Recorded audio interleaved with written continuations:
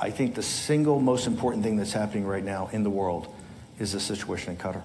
So that was Steve Bannon speaking earlier on. Let's speak to Rami Khouri in Beirut. He's a senior fellow at the Assam Faris Institute for Public Policy at the American University of Beirut. That is where he's joining us from. Thanks for speaking to us. So if this is to believe, then according to the book, Trump is taking credit for the rise of Crown Prince of Saudi Arabia, Mohammed bin Salman.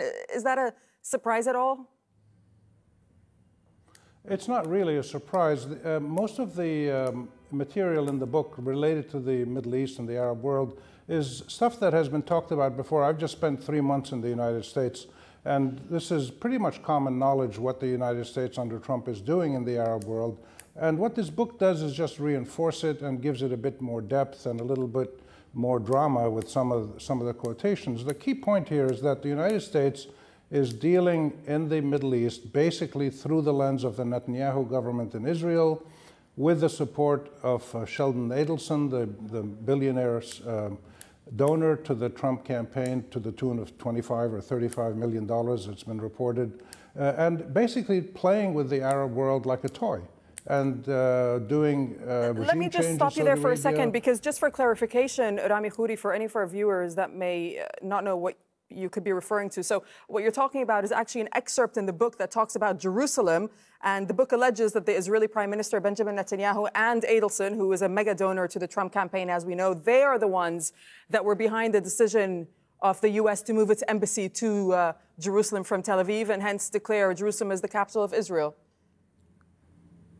That's right. The American unilateral recognition of Israel, of Jerusalem as the capital of Israel, is a policy that Sheldon Adelson has long demanded and finally got. And this is symptomatic of a broader trend, which is, for instance, the negotiations between the Palestinians and the Israelis are being done by Jared Kushner, the son-in-law of Trump, and he's essentially following the Israeli wishes and giving a take it or leave it offer to the Palestinians, and getting the Saudi leadership now under Mohammed bin Salman to basically support this and to put pressure on the Jordanians and the Palestinians to go along with it. So all over the region you see the results of the Trump policies, which are based on a combination of massive ignorance of the details and the nuances in the region, with a measure of arrogance and disdain for the Arab world, that they can do anything, that the U.S. and Israel can do anything they want in the region. And you're seeing the policies of the Saudi Arabians in the region, in Qatar, in Yemen, in Lebanon, Jordan,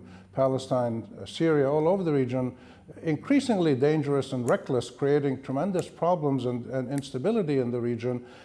Combined with there was one very interesting quote in the book by Bannon, was saying something like, well, we're going to just do this in Palestine and Israel, and the Palestinians in the West Bank can go to Jordan if they want. They can vote in Jordan, and Gaza can go to Egypt, and let the Jordanians and the Egyptians, the quote is, let them deal with it or sink trying.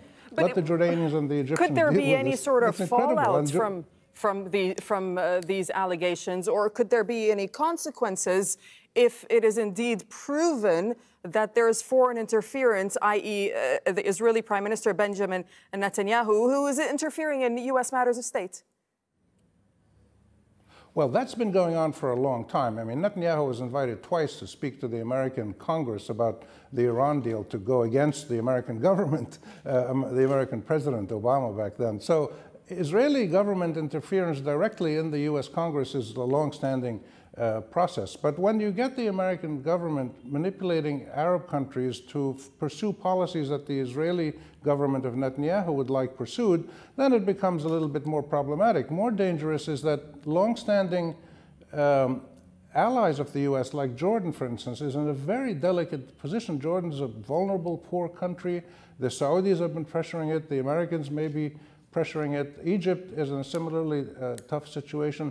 So the message coming out of the White House is, we don't care about the Arabs. They can go to hell. They can, as they say, sink trying to take care of the West Bank or Gaza. And this creates greater tensions, greater turmoil across the region, which will play out in very, very ugly ways that will have long-term impacts all across the region. And this is a region already burdened with wars, sectarian fighting, refugees, terrorism, fragmenting states.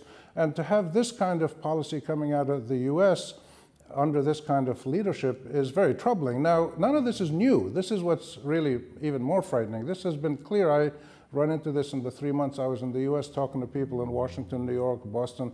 Everybody's aware of this. It's just more out in the open now, more clarified, maybe more confirmed in many ways. There will be pushback from some people in the US, but not very much against Israel. Israel remains partly immune to the rules of international relations among sovereign countries.